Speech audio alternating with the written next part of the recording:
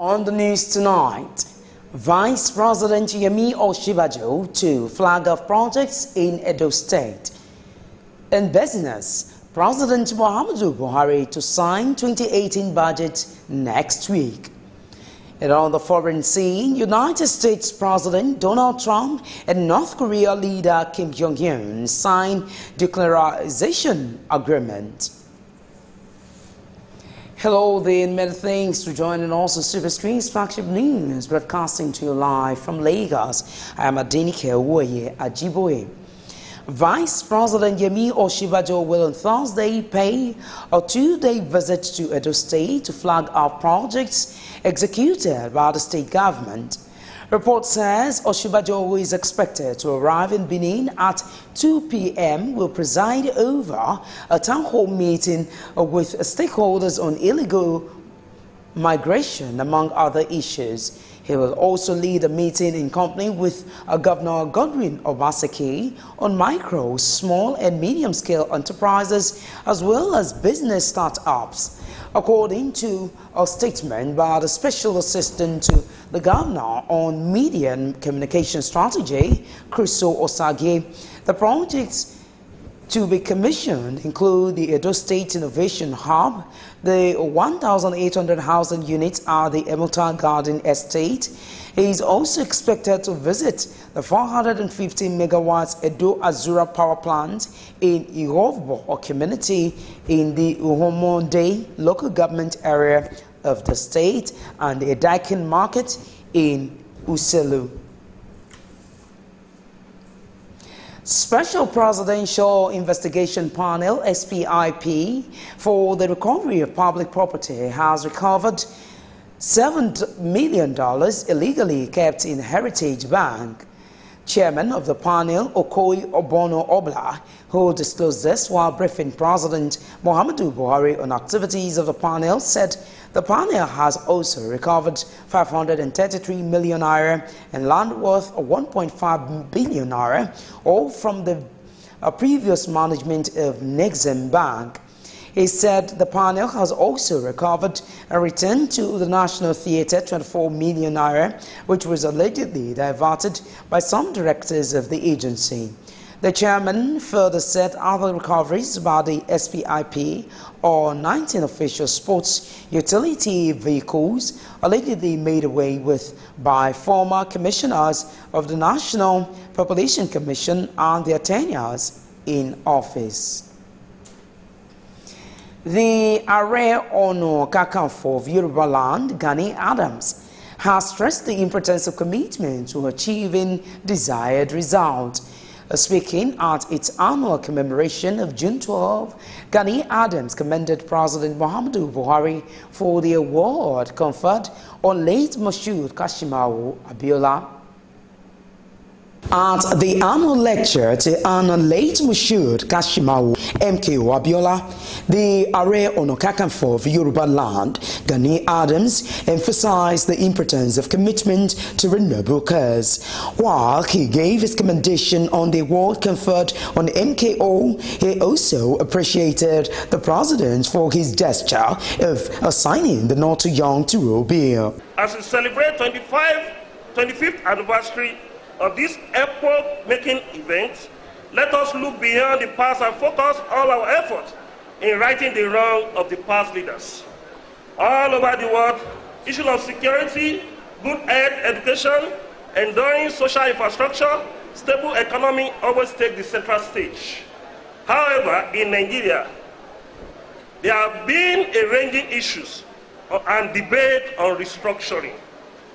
The way we clamor and struggle to have this day as our democracy, we need to make the sacrifice, struggle, and make a case for restructuring. I must commend Not Too Young to Run Law, recently signed by the President Muhammadu Buhari. Honestly, it is a good beginning for young Nigeria to participate in governance at various levels. It is a wonderful idea whose time has come, but it's not enough. And this is why the restructuring idea I talked about earlier coming. Obviously, we have a vibrant youth population in the country, We are already going to a place, but how do we attain public office when the environment is not conducive? Chairman of the Nigerian Union of Journalists, NUJ, Kazim Akiriti, other prominent Nigerians, as the former governor of Abia State, Oji Uzo Kalu, extolled the virtues of the late MKO and equally lauded the action of President Muhammadu Buhari. The detractors and the collaborators against the will of the people on June 12 buried their head in shame. Today, they are wallowing, they are crying within themselves. What they think they have done, they have forgotten. But today, they are now crying foul. The Nigerian journalist is also demanding that the results of the June 12 presidential election should be announced, and the Chief M.K. Abiola declared the former president of Nigeria. June 12 can be categorized into four. The first was the election, the second was the annulment, the third was the struggle, and the fourth was the legacy. I will use this opportunity to call on those who annulled June 12 to apologize to Nigerians, as well as those who betrayed June 12. Many of them now have dusted their perfidious diaries and rewriting their history, giving themselves credits after all the tragedy they have done. June 12 is about free choice, mandate protection. Let us edge the spirit of June 12, which is free, fair, and credible election. And this will start from Ekiti, after Ekiti, Osho, and the general election. Today is the original public holiday of democracy. And people, all the past presidents who have refused to recognize this, made a grave mistake. But today, President Muhammadu Buhari has been able to take on today as a special day for Nigerian people. Mind you, when I became governor in 1999, in 2000, because I became governor on 29th of May 1999, immediately in September, I passed a bill that made June 12 a public holiday in Abia State. And we are the first state in Nigeria that declared June 12 a public holiday. Awards were also given to these distinguished players in the entrenchment of democracy in Nigeria. It remains to be seen how Nigerians will now begin to celebrate Democracy Day on June 12. Now, a political analyst, Dr. Chiku Patrick, says the award of GCFR conferred on the late Moshood Kashimawo Olawale MKO Abiola is a political gimmick of President Muhammadu Buhari to woo the Southwest ahead of the 2019 elections. Dr. Patrick expressed this view in an exclusive interview with Superscreen News in Lagos. June 12 was taken as pain to reward the Westerners. When they look here and there, when the situation was becoming so critical, then bringing about those criticality that was what orchestrated who would we take now as a president of the country for the first democracy. They picked up Chief Obasanjo. Chief Obasanjo was given to ameliorate the problem that envisaged the Westerners. And upon that, the campaign continues. Now coming back again to shift 29 that they received even Obasanjo. I don't know the confusion the president wants to put the country into. What are we celebrating? Democracy Day. Celebrating Democracy Day as a pay. Have we practiced democracy? That's the question people will be asking each other. I've not seen a country of this magnitude, the way things are going here, and they said you are practicing democracy. What we are in is even worse than dictatorship. I'm not against anything that is done as post-mortem a reward for him. But what I'm against is you taking out our democratic day from 29 to June. A federal high court sitting in Abuja has sentenced former Plateau State Governor and 7th Senator Joshua Darie to 14 years imprisonment on charges of criminal breach of trust and misappropriation of over 1.16 billion naira belonging to the state. The former governor was convicted of 15 out of the 23 counts proffered against him by Justice Adibukola Banjoko. Darie was given 2 years imprisonment on each of the 5 counts bordering on criminal misappropriation and 14 years jail term on each of the 11 counts of criminal breach of trust. Lawyer to the Economic and Financial Crimes Commission, EFCC, Rotimi Jacobs, urged the court to impose the maximum sentence to serve as deterrence to others. In 2 weeks, we were able to secure conviction. Is a good development, and I hope this will serve as a deterrent to others that corruption does not pay and that we cannot move forward if we are corrupt.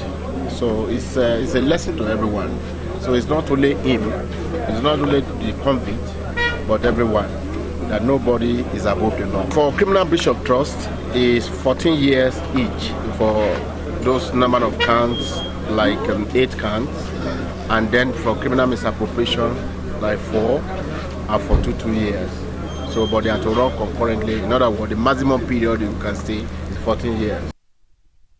The sentences would run concurrently, implying that the convicts will have to spend 14 years in jail.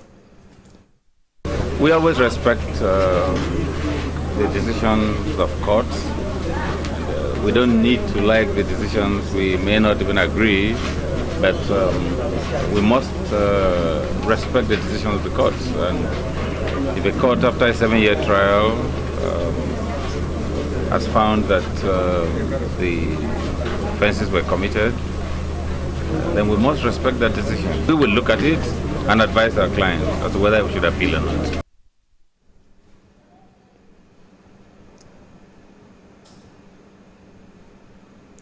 Now, a federal high court sitting in Abuja has ordered a charge filed against the managing director of Niger Delta Development Commission, NDDC, Nsima Ekere, be served on him through substituted means.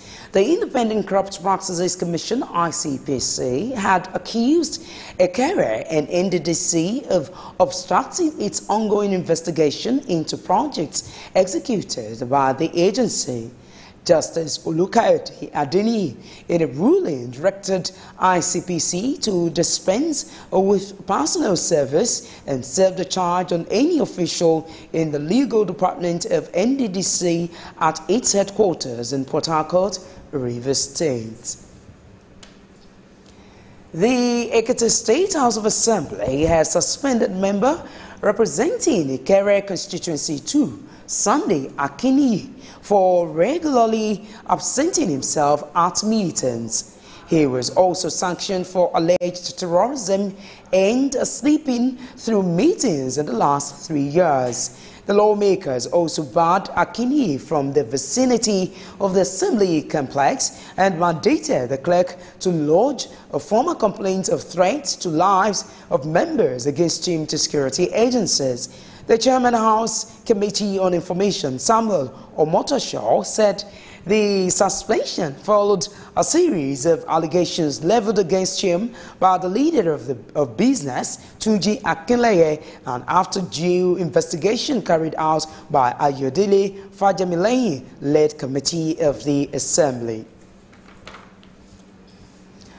A former chairman of the board of the National Human Rights Commission, Chidi Odinkalu, has inaugurated a civic group to challenge the many cases of human rights abuses in the country.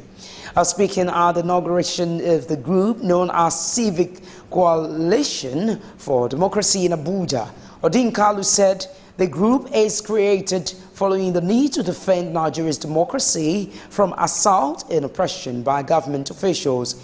They stressed that the country has been thrown down the dark days of arbitrary human rights violations, citing the killings of the Shiites during peaceful protests by the group across the country.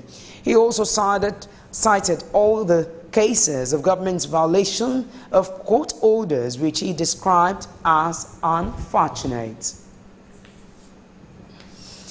Now, commander of the 207 Quick Response Group in the state, Caleb Olayara, says the helipads would serve as base for combat-ready helicopters that can respond to emergency security needs in the state.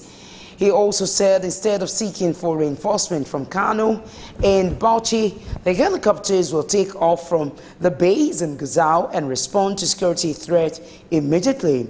The commander commended the Nigerian Air Force under the leadership of Air Marshal Sadiq Ababa Abubakar for responding to their needs and then boosting their operational capabilities. The Nigerian Air Force had inaugurated the 2 helipads at the 207 Quick Response Facility in the Zamfara state capital to deal with growing security threats in the state. The Peace Corps of Nigeria, PCN, has appealed to President Muhammadu Buhari to order the Inspector General of Police, IGP Ibrahim Idris, to unseal its office. This follows the ruling by Federal High Court Abuja, which ordered the police to temporarily end its lawsuit against the Peace Corps of Nigeria, PCN. A national commandant of the Peace Corps of Nigeria, Dixon Ako, said the actions of the Inspector General of Police is an abuse of court order, which is counterproductive to President Muhammadu Buhari's administration. I have pacified our members long enough from taking laws into their hands.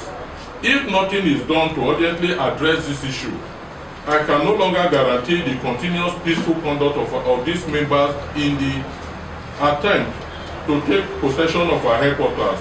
In the event that this happens and the police attack our members, then the general public and the international community should hold the police liable. Ako also said the continued occupation of the Peace Corps national headquarters by the police is illegal and has heightened members of the Corps to reopen the property even at the risk of clashing with the police. Over 5,000 policemen are to be deployed during the Eid al-Fitr celebration in Borno State to checkmate any security breach. Borno State Commissioner of Police Damian Chiko, who disclosed this to journalists, said a recent suicide attacks on Maiduguri calls for this action. He said the police and other security operatives, including the military, had no choice but to beef up security, pointing out that vehicular movement would be restricted a few hours before and after the Eid prayer to ensure security during the festival. The Commissioner urged Muslim faithful to cooperate with the security forces deployed to the various spring grounds for their protection. In a related development, Kano State Governor Abdullahi Ganduje has approved the payment of June's salary to all workers of the state. This was contained in a statement signed by the State Commissioner for Information, Mohammed Garba, and made available to journalists in Kano today. The Commissioner said the early payment of the salaries is to enable civil servants and their families fully enjoy the festivities of the Eid al-Fitr. He then urged the workers to reciprocate the good gesture by being more dedicated and hardworking in the discharge of their duties for the overall development of the state. That's quite commendable on the part of the government. Well, you're still watching Superscreen News at 8. Coming up in business. President Muhammadu Buhari to sign 2018 budget next week. Details of this and more after this time out.